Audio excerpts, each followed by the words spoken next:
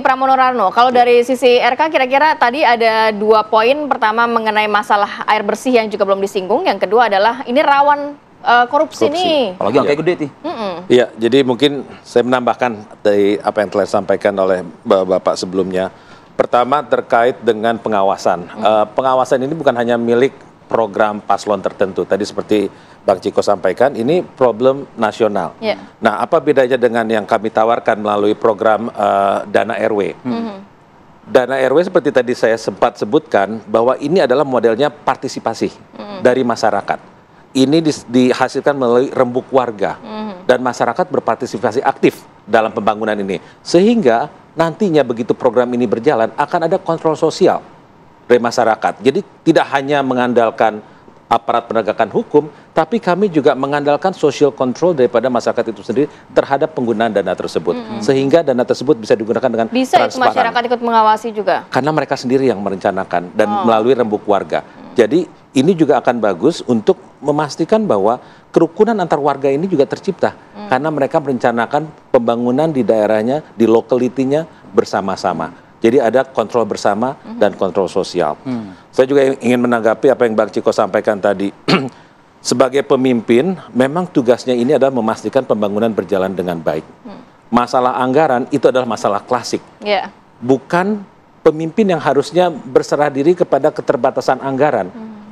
Makanya kami dari pasangan Ridwan Kamil dan Suswono akan memastikan bahwa kita akan menciptakan alternatif-alternatif pembiayaan untuk pembangunan.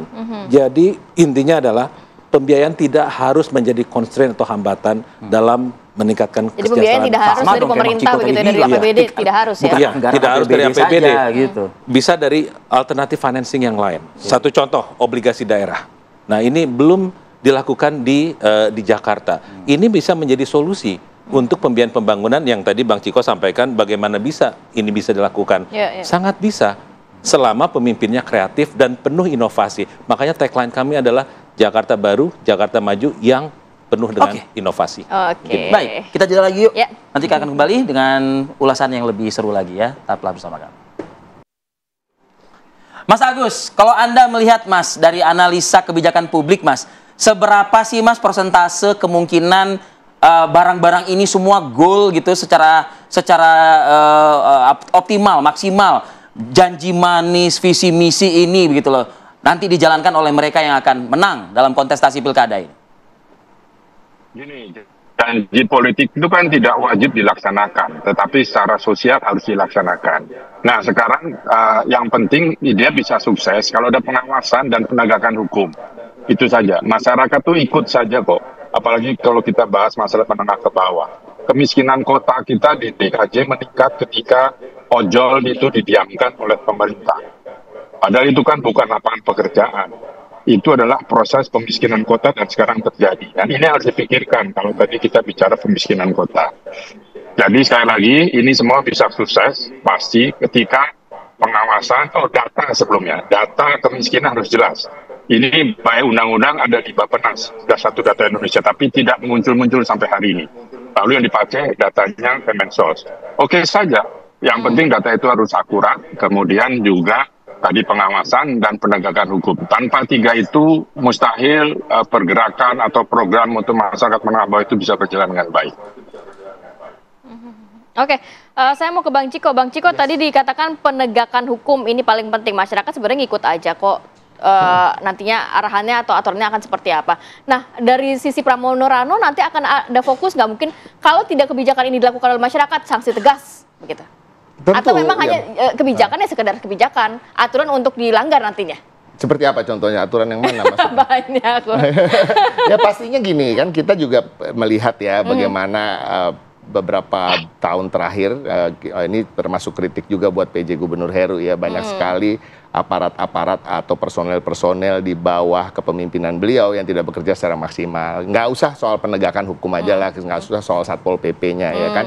penegakan yang tapi juga harus juga pendekatannya manusiawi. Ya. Ini juga harus diingat. Humanis. Ini seperti Ya. humanis ya, nggak bisa juga penegakan yang sifatnya betul-betul saklek ya kan, orang betul-betul dikejar-kejar di jalan, berjualan di kaki lima, kemudian dikejar di Tapi jalan ketegasan itu penting kan, Bang Ciko? Penting, tapi sebelum melakukan itu tentunya kan kita sebagai pemerintah harus mengayomi, artinya apa? Memberikan Komunikasi ruang dulu. dong. Ada Nggak, sosialisasi, memberikan edukasi. ruang dulu. Oh, Artinya oke. memang kenyataannya ada pedagang-pedagang itu. Ruang itu harus diberikan. Itu kenapa kita ingin menggiatkan namanya Balai Rakyat, kita menggiatkan RPTRA, kita menggiatkan pusat-pusat olahraga. Kita bicara pusat olahraga itu kan kita nggak bicara soal orang main basket atau main futsal saja di situ. Ya. Kita bicara terkait dengan pedagang-pedagang yang bisa berjualan di sekeliling itu. Nah, hal-hal seperti ini yang juga harus disiapkan oleh pemerintah sebelum kemudian melakukan penegakan hukum di mana Baru tempat-tempat bisa itu mereka di situ. melakukan yang bandel-bandel itu ya, yang berjualan di tempat-tempat yang tidak semestinya. Nah, terkait dengan CCTV ya, ini saya pengen kembali ke soal CCTV. CCTV itu sangat penting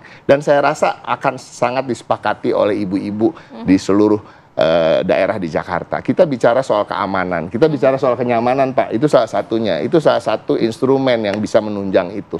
Anak-anak sekarang banyak diculik, ya kan? Perempuan-perempuan banyak dilecehkan. Dan penggunaan CCTV tidak berhenti di situ. Apa keuntungannya bagi ekonomi? Kita bisa melakukan riset di mana daerah-daerah yang memang padat, ya kan?